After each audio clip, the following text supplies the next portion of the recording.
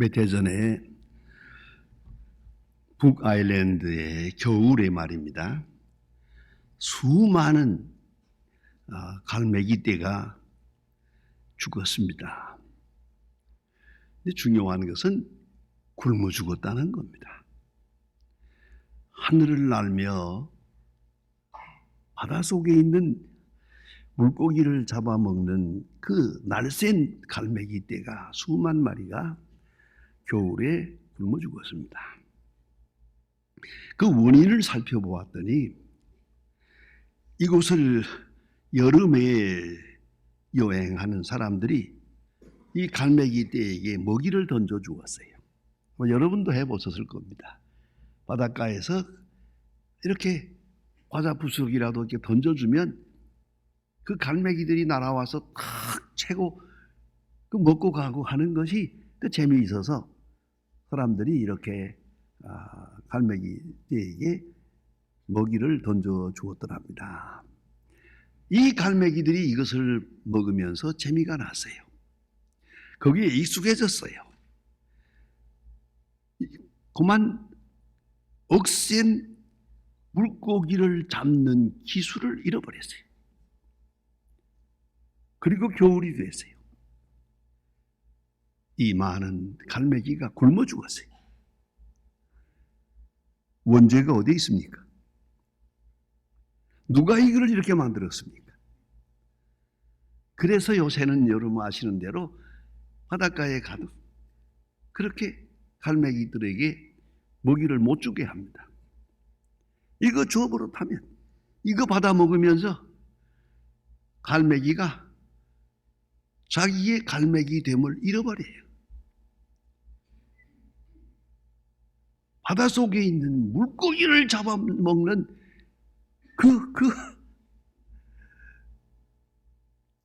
그 사실은 갈매기가 2m밖에 못 들어간답니다. 물속에. 별을 날다가 물고기를 보고 쏙 들어가는데 10대 1이랍니다. 10번 해야 한 번 먹는답니다. 갈매기도 살기가 힘들어요. 그러니까 온 천하가 다 그저 먹이 좀 보이지만 그런 게 아닙니다. 쉽지 않습니다. 거기다. 아무튼 그가 지닌 그 억센 어획 기술을 그만 잃어버리게 되고 겨울이 되니까 굶어 죽는 형편이 됐다. 여러분 건강을 위해서 종종 아마도 여러분 다 같이 건강 진단을 해보셨을 겁니다. 건강을 진단할 때 제일 골치 아픈 게 뭐냐 하면 체중입니다. 무조건 체중은 줄여야 됩니다. 이거는 역시 사람은 고기 덩어리가 많아가지고 아무 소용없거든요. 이거는 체중을 줄여야 꼭 된다. 그래서 이 체중이 골치 아픈 겁니다. 이게 어떻게 하면 먹기는 먹고 살지만은 체중을 줄일까? 이게 만병의 원인이거든요. 그래서 건강 진단하러 가면 종합진단 맨 처음 하는 게 체중을 재는 겁니다. 당신의 키와 몸에 비해서 지금 체중이 너무 많이 나간다. 이렇게 하면은 그게 병의 원인이 되는 거죠. 그런데 놀라운 게 하나 있습니다. 여러분 다 같이 놀랐을 겁니다. 체중을 딱 재면요, 체중이 세 가지로 나와요. 하나가 지방지고요, 이 기름덩어리고요. 또 하나가 뼈예요. 그 다음에 근육입니다. 이 세 가지가 따로따로 나옵니다. 그러니까 쉽게 말하면 당신은 고기 덩어리가 얼마예요? 당신의 뼈가 몇 근이요? 그리고 당신의 근육이 얼마입니다. 하고 세 가지로 나옵니다. 이제 분석을 합니다. 체중이 많다 적다가 중요한 게 아니에요. 지방만 많고 뼈가 없어요. 그러면 안 되죠. 뼈 무게는 많을수록 좋아요.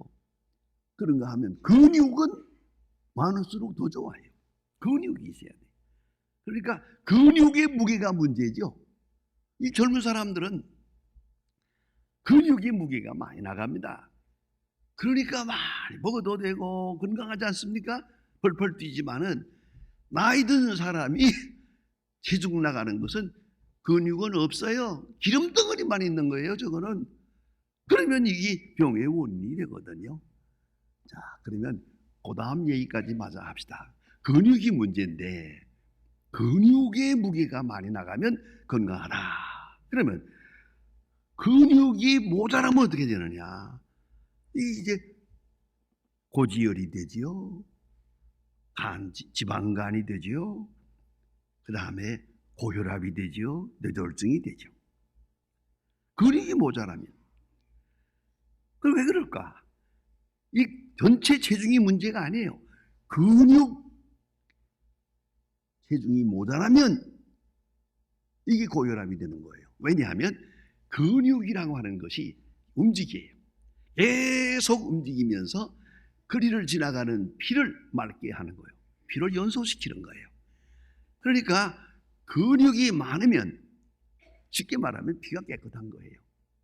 근데 근육이 없으면 체중은 작아서 비쩍 말라서도 고혈압으로 떨어져요. 그렇다면 그런 줄 알아요. 그러니까 부지런히 움직여서 근육을 키워야 돼요. 이리 만져보고 저리 만져보면서 근육을 키워야 이게 건강을 유지하는 거지. 그냥 체중만 줄였다고 되는 거 아닙니다. 삐쩍 말라도 근육이 없으면 그냥 누워만 있어도 고혈압이에요. 이거 어쩌다가 내가 오늘 의사가 된 것 같은데 제가 이건 중요한 겁니다. 기본적인 거예요. 결론은 뭡니까? 근육이 있어야 돼요. 근육은 그저 생기는 게 아니에요. 움직여야 돼요. 부지런히 움직여야 돼요. 예? 누우면 죽고 걸으면 산다는 책도 있어요. 부지런히 걷고 부지런히 움직여요. 왜요? 그래서 근육을 키워야 돼요. 근육을 키워야 우리 건강을 유지한다. 이게 참 중요한 이론이고 아주 심플합니다. 근육이 문제예요. 그러면 근육이 그저 생깁니까? 이건 먹는 거와도 관계가 없어요. 부지런히 움직여야 돼요. 여러분 나이 좀 들면 움직이기 싫지요? 일어나기도 싫지요? 좀 있으면 숨쉬기도 싫어요. 힘들어져요. 이게 다 근육이 모자란 거예요. 근육을 키워야 돼요. 근육을. 그러니까 요새는 하도 운동을 안 하니까 학술적으로 운동이라는 말을 안 하고 스트레칭이라고 합니다. 스트레칭, 펴는 거예요. 최소한도. 여러분 보세요. 닭이 아침에 일어나면요 회에서 내려와 가지고 편하게 짓을 하면서 저것들도 운동을 해요. 또 개도 보세요. 거기 자기 숙소에서 나와 가지고 펴잖아요. 이렇게 그놈도 이렇게 스트레칭을 한다고요. 운동하는 운동. 더구나 이 개는 운동을 못하면 못 삽니다. 우리나라에도 점점 그런 직업이 생겼습니다. 좀 벌써 시작을 했어요. 저기 뭐 아르헨티나나 브라질에 가면요, 그것도 큰 직업입니다. 개 운동시키는 직업. 집집마다 개를 키우는데 이거 개가 운동 못하면 죽으니까 이거 사람의 돈을 주고 사요. 1시간 운동시키는데 얼마? 그런데 그것도 재주가 있어서 한꺼번에 10마리씩 데리고 다니는 사람이 있어요.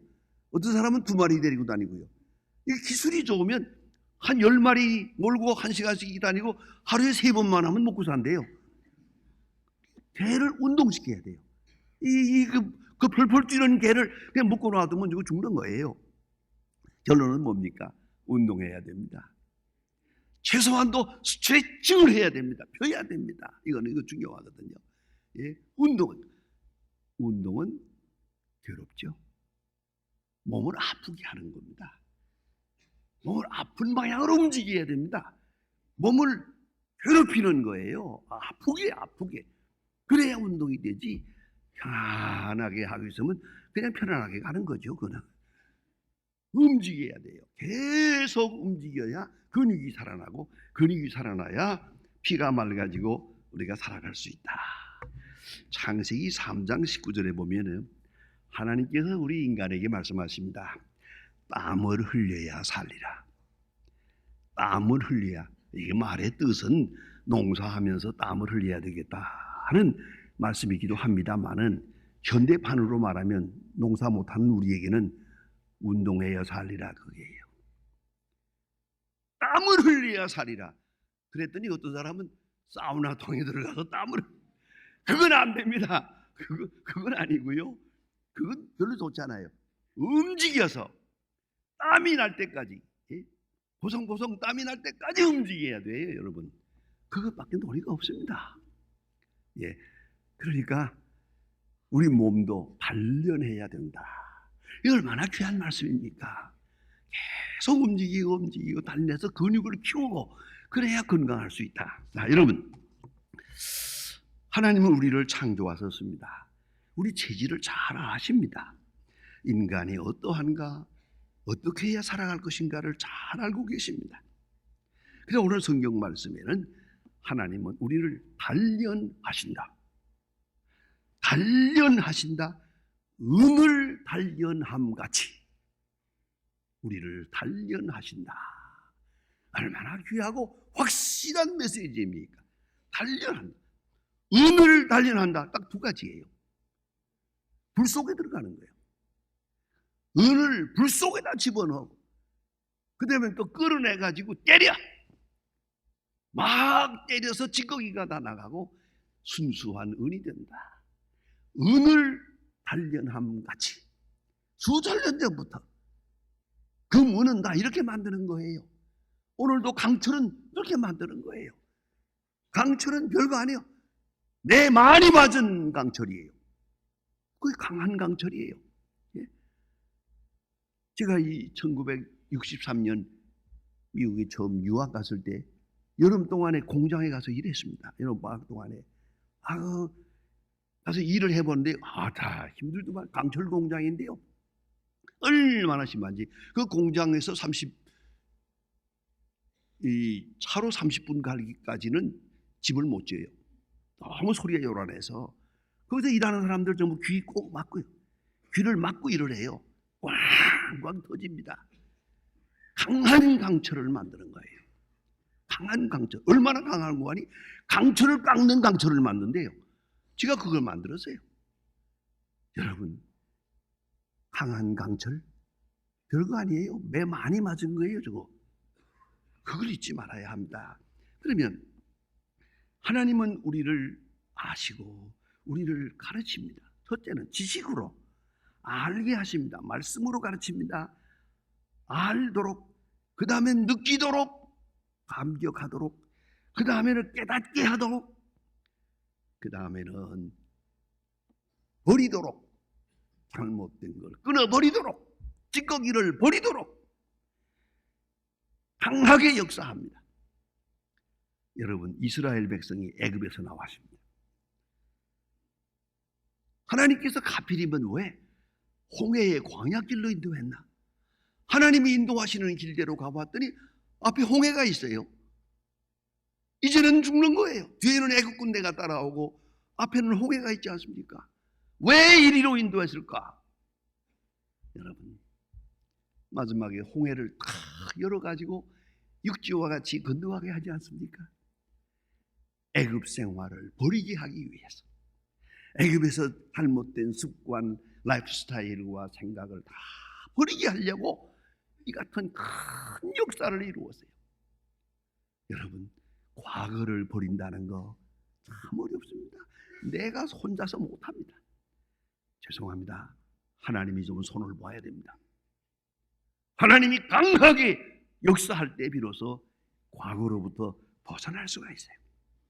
그런가 하면 이스라엘 백성들을 광야에 오랫동안 40년 동안 머무르게 한 이유를 성경은 간단하게 말합니다. 겸손하게 하기 위해서, 하나님 앞에 겸손하게 하기 위해서 40년의 어려운 시련을 겪어야 했습니다. 그리고 강하고 지혜롭게 하신 거예요. 하나님의 교과 과정이 있습니다. 여러분, 교과 과정을 내가 정하는 게 아니지 않습니까? 내가 하고 싶은 대로 하면 안 됩니다. 선생님이 하라는 대로 해야 됩니다. 이유를 묻지 마세요. 오랜 경험 속에서 그렇게 과정을 거쳐야 교육이 된다는 걸 선생님이 알고 계십니다. 그런 거로 선생님의 커리큘럼, 교과 과정에 대해서 온전히 순종할 필요가 있습니다. 이렇게 순종해 나가면 훌륭한 목표에 도달하게 될 것입니다. 하나님은 우리의 체질을 아십니다. 잘 알고 계십니다. 그렇다면 우리가 가진 가장 중요한 문제가 무엇이겠습니까? 나를 가르치는 분에 대한 믿음입니다. 때로 내가 매를 맞습니다. 나를 때리는 분에 대한 믿음입니다. 내가 어려운 시련을 당합니다. 이 시련을 내게 주시는 하나님에 대한 믿음입니다. 확실한 믿음. 그의 사랑을 믿습니다. 그의 능력을 믿습니다. 그의 놀라운 지혜를 믿습니다. 그리고 이 시련을 당합니다. 그러면 이 시련은 어려운 일이 아닙니다. 자, 부모가 자식을 때린다고 합시다. 미워서 때리는 겁니까? 죽으라고 때리는 겁니까? 거기서 그 자녀가 이건 사랑이라고, 이것은 내가 맞아야 할 매라고, 꼭 필요한 것이라고 그렇게 그 순간에 믿을 수 있다면 얼마나 훌륭한 자녀가 되겠습니까? 시련은 저주가 아닙니다. 시련은 심판이 아닙니다. 그 깊은 곳에 우리가 모르는 가운데 사랑이 있습니다. 거기에 하나님의 지혜가 있습니다. 하나님의 인도하심이 있습니다. 어디로 인도하려고 하는 것 다 그 속에 있다는 말입니다. 그래서 욥기 23장 10절에 욥은 무지무지한 고생을 하면서 그 많은 시련을 겪으면서 이렇게 간증합니다. 나의 가는 길을 오직 그가 아시나니. 예, 그렇습니다. 나는 모릅니다. 과거도 현재도 모릅니다. 막막하게 살아옵니다마는 하나님은 아십니다. 나의 가는 길을 오직 그가 아시나니. 나를 단련하신 후에 내가 정금같이 나오리라. 정금같이 나오리라. 욥의 훌륭한 신앙 간증입니다. 이 믿음으로 그 많은 시련을 극복할 수 있었습니다. 오히려 시련을 통해서 기회를 얻고 더 많은 은총을, 하나님께 가까이 가는 축복을 누리게 되었더란 말입니다. 여러분, 더욱더 놀라운 것이 있습니다. 고린도전서 10장 13절에 보면 사람이 감당할 시험 밖에는 너희에게 당할 것이 없나니 하나님은 미쁘시사 너희의 감당치 못할 시험 당함을 허락지 아니하시고 시험 당할 즈음에 피할 길을 내사 너희로 능히 감당하게 하시느니라. 조금 버거울 때가 있어요. 이건 좀 너무 심하다 생각할 때가 있을 거예요. 그래도 잘 당하세요. 잘 겪어보세요. 무슨 얘기지만 제 간증입니다. 제가 그 군대에서 나와가지고 기숙사에 있으면서 혼자 공부하고 있을 때입니다. 그 기숙사 생활이랑 참 어려웠습니다. 겨울이 얼마나 추운데 다다미 방이에요. 난로도 없습니다. 겨울방학이 되면 다 가버려요. 어디론가 다 가버리는데 나 혼자 있어요. 나만 갈 데가 없어. 그 난로도 없는 다다미 방에서 담요 석장 가지고 겨울을 잡니다. 고생을 합니다. 조금씩 그저 돈을 좀 벌어서 이렇게 생활하고 있을 때 좀 너무 어려울 때가 있었어요. 하나님 앞에 좀 푸념을 했습니다. 하나님, 내가 하나님의 일을 같다고 하는데 이건 좀 너무하지 않습니까? 꼭 이렇게 해야 되겠습니까? 라고 푸념을 했습니다마는 이제서 생각하면 그것이 얼마나 큰 사랑이었습니까? 그러니까 오늘도 이런 말 내가 하잖아요. 젊은 고생은 많이 할수록 좋은 거예요. 많이 할수록 좋은 거예요. 그건 아름다운 거예요. 그건 귀한 거예요. 자, 여러분 생각해 봅시다. 정금같이 나오리라. 그는 나를 다 알고 계세요. 시험 감당할 만한 것만 주시는 거예요. 감당 못할 것을 주시지 않는다는 거예요. 그 믿음을 가져야 돼요. 그 말은 뭡니까? 감당할 수 있어요. 감당할 수 있을 뿐만 아니라 이것을 감당하는 순간 새로운 역사가 창조되는 거예요. 그걸 믿어야 돼요. 그런 거로 고린도전서 10장 10절에서 말씀합니다. 하나님을 원망하지 마라. 이스라엘 백성들이 광야에서 하나님을 원망하다가 죽었느니라. 너희는 하나님을 원망하지 마라. 어떤 시련을 당해도 이건 내게 주시는 축복이다. 나로 하여금 바른 길을 가게 하는 것이다. 내가 버리지 못하는 걸 버리게 하는 것이다. 내가 미처 깨닫지 못하는 것을 깨닫게 하는 것이다. 이것은 내게 주시는 축복이다. 그렇게 받아들이라는 거예요. 그런 믿음으로 살아가야 한다는 것이죠. 여러분, 성도 여러분, 깊이 생각하십시다. 여기에 겸손한 자가 있습니까? 물을 것 없습니다. 많은 시련을 당한 사람입니다. 여기에 지혜로운 자가 있습니까? 남달리 고생을 많이 한 사람입니다. 여기에 강한 자가 있습니까? 남보다 시험을 많이 겪은 사람입니다. 그건 확실합니다. 여기에 믿음 있는 사람이 있습니까? 남보다 더 많은 고난을 겪은 사람입니다. 그리고 오늘 이 믿음을 가지게 된 겁니다. 믿음은 공짜로 주어지는 게 아닙니다. 하나님은 은혜로 우리에게 주시지만 그 받는 과정은 어려운 시련 속에서 이루어지는 것입니다. 야고보 1장 2절에서 말합니다. 여러 가지 시험을 만나거든 온전히 기쁘게 여기라. 이는 너희로 믿음의 시련이 인내를 만들어내는 줄 알미지라. 시험을 당할 때 온전히 기쁘게 여기라. 초월적인 놀라운 신앙입니다. 온전히 기쁘게 여기라. 왜? 저 앞에 있는 면류관이 있고 앞에 있는 성숙함이 있고 앞에 있는 축복이 있기 때문이에요. 여러분, 오늘 주시는 말씀을 깊이 묵상하시면서 작은 일, 큰 일, 사회적으로 민족적으로 많은 시련을 당합니다만 이 시련을 통해서 하나님은 어디론가 우리를 인도하고 계십니다. 기도하십니다.